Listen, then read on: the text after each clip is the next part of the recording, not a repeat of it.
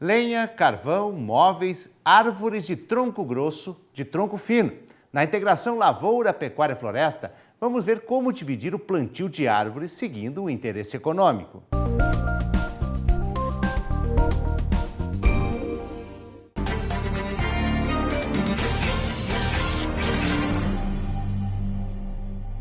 Olá, nesta aula nós vamos trabalhar um pouco a questão dos componentes arbóreo, não arbóreo no sistema agro-silvopastoril. Então a ideia é trazer alguns elementos para a gente começar a pensar no planejamento de como vamos integrar esses componentes dentro do sistema.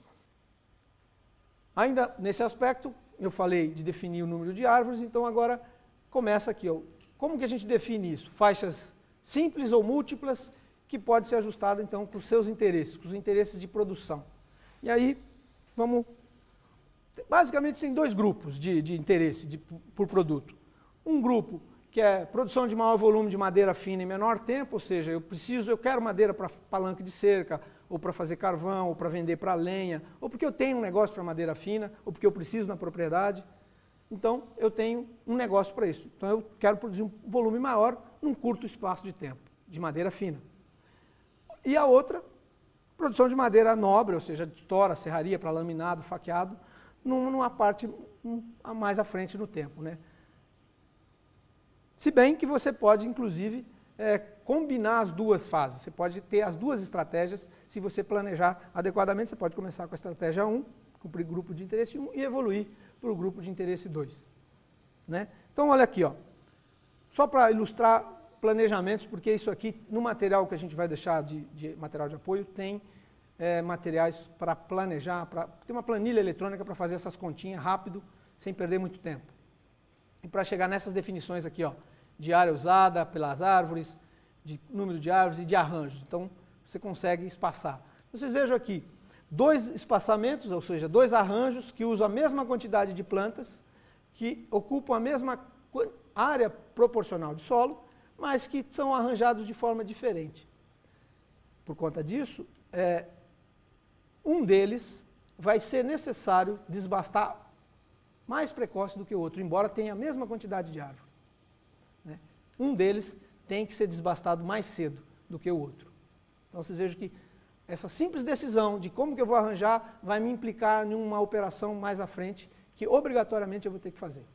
E se eu não fizer essa operação, eu vou ter um prejuízo. Por exemplo, se eu não fizer o desbaste na hora certa, o desbaste é a retirada de árvores, não é só a desrama, é a retirada de árvore inteira. Se eu não fizer isso na hora certa, eu tenho uma sombra excessiva, e aí eu tenho um prejuízo no outro componente, forrageiro ou de lavoura.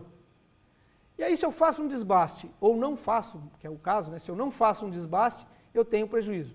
E se eu faço esse desbaste, mas não tenho para quem vender a madeira fina que eu tirei, eu tenho despesa e não tenho receita. Então eu tenho que planejar isso na hora de fazer. Como é que eu vou fazer esse aspecto? Ou eu já posso ir para um desenho um pouco mais amplo, né? Um arranjo mais amplo, onde eu já tenho só 20% da área ocupada com árvores e eu tenho 2 densidades arbóreas aqui, 250 e 444, que podem evoluir também para arranjos. Esse arranjo aqui, ele vai permitir que os meus desbastes aconteçam mais tardiamente, porque as minhas árvores, ou as árvores plantadas lá, têm espaço vital para crescerem por mais tempo juntas, antes de começarem a competir entre si e também sem gerar uma sombra excessiva.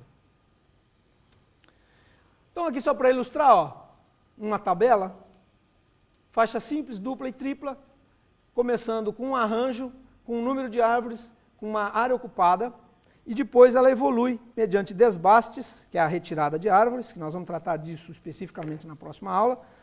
Retiradas de árvores, ela evolui para esses arranjos aqui. Ela começa com 14 por 2, por exemplo, e evolui aqui para 14 por 4, ou 28 por 4, né? Depende da quantidade de árvores que eu tiro. Então eu vou regulando o sistema e vou arranjando isso dessa forma.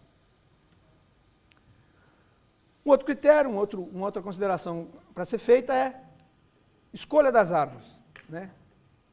Então, está aqui uma lista que eu acho minimamente necessária.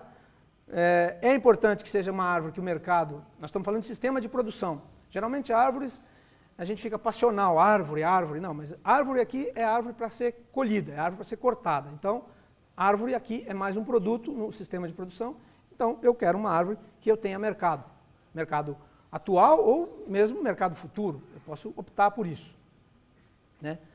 Crescimento rápido é importante porque se eu vou trabalhar com animal, é importante que essa árvore tenha um arranque mais rápido para eu evitar de usar por muito tempo ou não ter que usar cerca elétrica, por exemplo, que onera os custos. Né? Porém, se eu estiver usando alguma espécie arbórea que tenha densidade econômica, que seja importante, ou que eu esteja apostando num investimento com ela, eu posso até estender e ela cresça mais lento. Vamos pensar em uma espécie nativa de crescimento mais lento comparativamente a um eucaliptus, mas que me dê uma qualidade de madeira e me tenha um mercado interessante, eu posso aumentar, ou seja, estender a minha fase agrícola, a minha fase silvia-agrícola por mais tempo até que essas árvores subam o suficiente, tenham porte, tenham diâmetro suficiente para aguentar o assédio, o escoraço, né, de um animal. Então, eu posso também adotar assim. E, claro, se eu vou trabalhar com animal, não pode nem pensar em que seja uma árvore que tenha algum tipo de efeito não desejado, algum efeito tóxico para o gado. Né? E, em algumas árvores, inclusive, tem efeito contra a lavoura, tem efeito alelopático para algumas plantas de lavoura ou para algumas forrageiras. Então, isso tem que ser levado em conta na hora de decidir que espécie arbórea a gente vai plantar. Temos que pensar nisso aí também.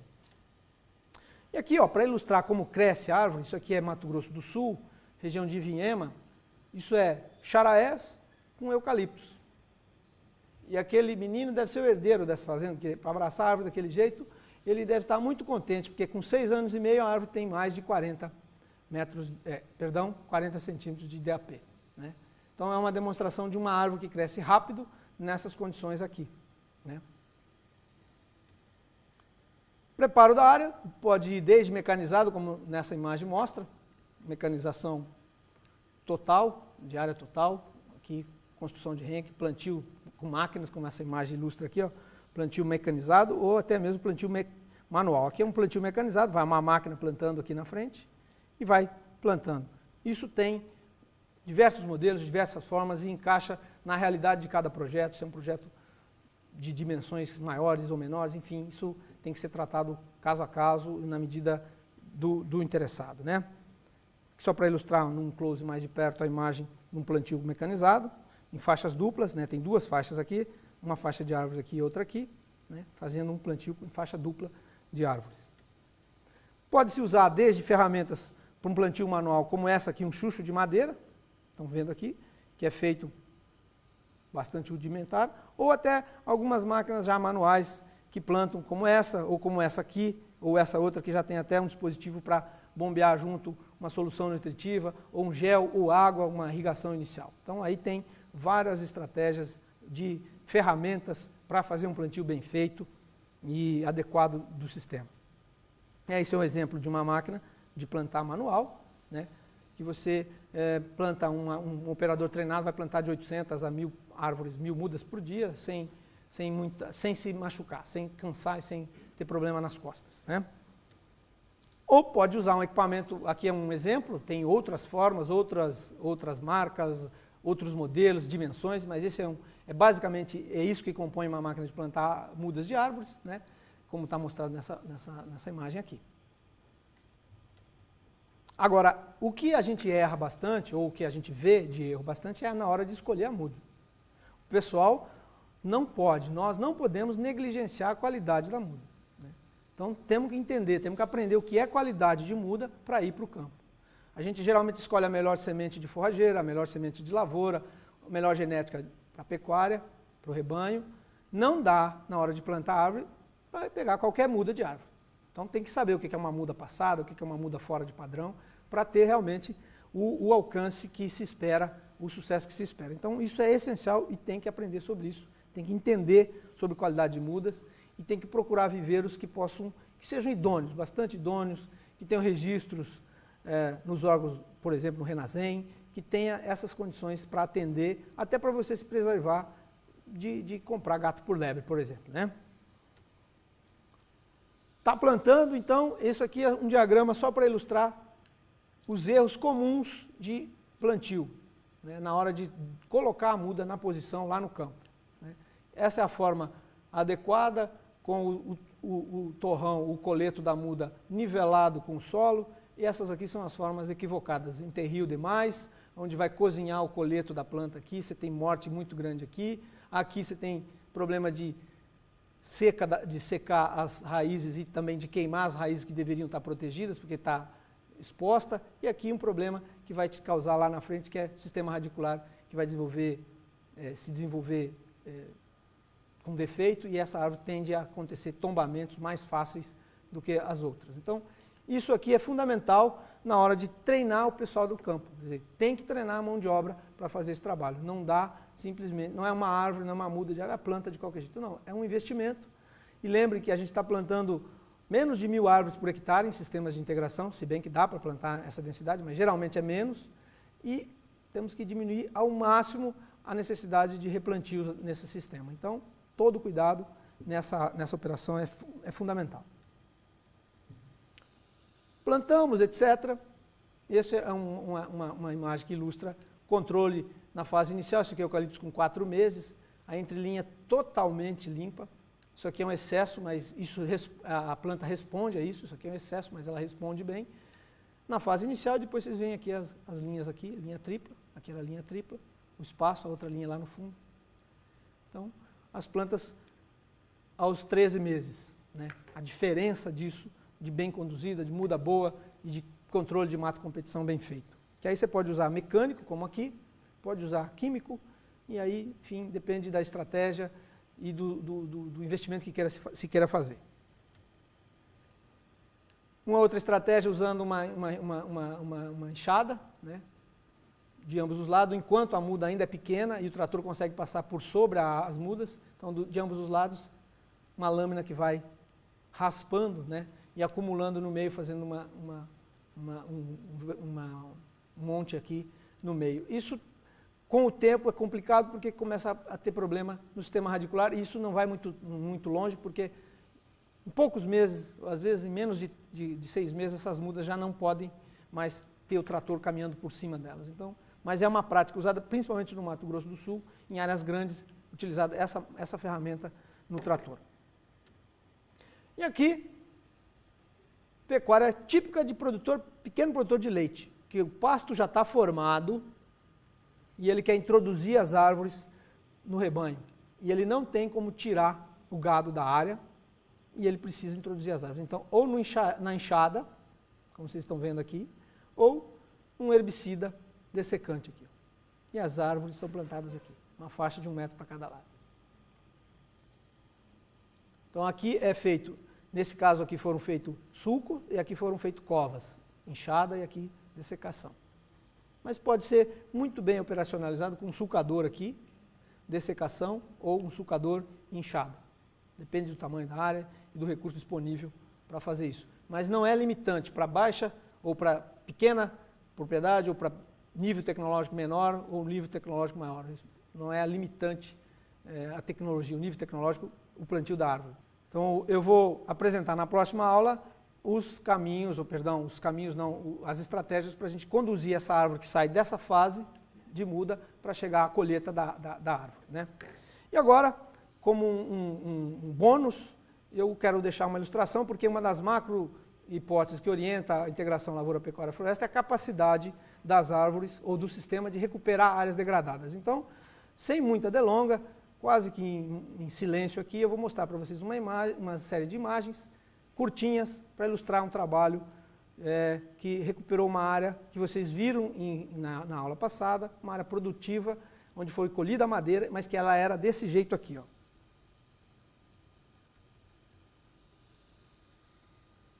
Isso é um desenho a partir de uma foto aérea, na escala de 1 para 25 mil. O que está em verde é a propriedade, tamanho da propriedade, uma pequena área, muito pequena, ou da gleba, na verdade, e aquele em alaranjado é o tamanho da erosão que tinha. Essa erosão acontecia porque a estrada que cortou a bacia hidrográfica acumulava água nesse terço de cima, aqui onde essas setas indicam, e toda essa água acumulava num único tubo, ou numa única manilha que passava por sobre a estrada e saía do outro lado da estrada vazando, e rasgava a propriedade até chegar na nascente lá embaixo. Isso aqui já é obra de recuperação da área degradada, da Vossoroca. Então vocês estão vendo aqui no primeiro plano uma poça d'água, que é uma área que recebia a descarga de água do lado de cima da estrada, numa piscina de amortecimento, e depois ela caía dentro dessa tubulação, que tem vários pontos de arrefecimento da energia, né, que vai caindo a energia até que essa água chegue lá embaixo. Então, aqui já é as manilhas sendo colocadas, né, nessa posição, e aqui uma imagem então lá de baixo, né, invertendo, ó.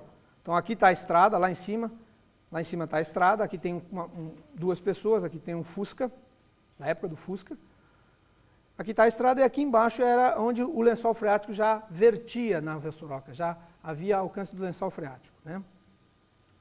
Então agora eu vou chamar a atenção de vocês para me acompanhar nessa viagem aqui, ó. Esta imagem tem uma caixa de dissipação de energia aqui, que é na ponta da tubulação. Aqui tem uma pilha de madeira, aí o fotógrafo se afasta, aqui está a pilha de madeira, lá no fundo tem um telhado de uma casa. Esse é para dar essa referência para vocês nesta imagem. O telhado da casa está lá, ó. Isso aqui é o ano de 78, e isso aqui é o ano de 94. E aqui está, nessa cerquinha, é a caixa de dissipação de energia protegida para o gado não cair dentro dela. Tá?